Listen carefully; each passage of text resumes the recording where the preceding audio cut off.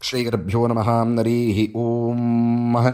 Srirangapatna all ಪೂಜಾ YouTube ಚಾನಲ್ಗೆ ತಮಗೆಲ್ಲರಿಗೂ ಸ್ವಾಗತ.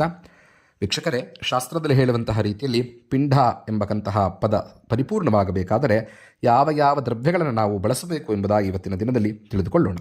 ತಿಲಮನ್ನಂಚ ಪಾನೀಯಂ ಪಯೋದದಿ ಗುಢಂ ತಥಾ ಮಧುಸರ್ಪಿ ಸಮಾಯುಕ್ತಂ ಅಷ್ಟಾಂಗಂ ಪಿಂಡಲಕ್ಷಣಂ ಎಂಬಂತಹ ಶ್ಲೋಕದ ಪ್ರಕಾರವಾಗಿ ಎಳ್ಳು, ಅನ್ನ, ಕಳಶದ ನೀರು, ಹಾಲು, ಮೊಸರು, ಬೆಲ್ಲ, ಜೇನುತುಪ್ಪ ಮತ್ತು ತುಪ್ಪ ಈ 8 ದ್ರವ್ಯಗಳನ್ನು ಸಮರ್ಪಕವಾಗಿ ಬಳಸಿಕೊಂಡು ಯಾರು ಅನ್ನದ ಉಂಡೆಗೆ ರಚಿಸಿರುತ್ತಾರೋ ಅದನ್ನು ಪಿಂಡ ಎಂಬುದಾಗಿ ಕರೆಯಬಹುದಾಗಿದೆ. ಪಿಂಡ ಪ್ರದಾನವನ್ನು ಮಾಡುವುದರಿಂದ ಆ ವ್ಯಕ್ತಿಗೆ ಹಸಿವು ಮತ್ತು ಬಾಯಾರಿಕೆಯನ್ನು ನೀಗಿಸಿದಂತಹ ಫಲಗಳು ನಿಮಗೆ ಪ್ರಾಪ್ತವಾಗುತ್ತದೆ. ಶಾಸ್ತ್ರದಲ್ಲಿ ಹೇಳಿರುವಂತಹ ರೀತಿಯಲ್ಲಿ ಶ್ರೀರಂಗಪಟ್ಟಣದಲ್ಲಿ ಯಾವುದೇ ರೀತಿಯಾದಂತಹ ಪಿತೃಪೂಜಾ ಕ್ರಿಯಾಕರ್ಮಗಳು ನಿಮಗೆ ವಿಧಿವತ್ತಾಗಿ ಶಾಸ್ತ್ರ ಪ್ರಕಾರವಾಗಿ ನಡೆಯಬೇಕಾಗಿದ್ದರೆ ಈಗ ಕೆಳಗೆ ಕಾಣಬಹುದಾದಂತಹ ನಂಬರ್ಗೆ ತಾವು ಕರೆ ಮಾಡಬಹುದು. ನಮಸ್ಕಾರ.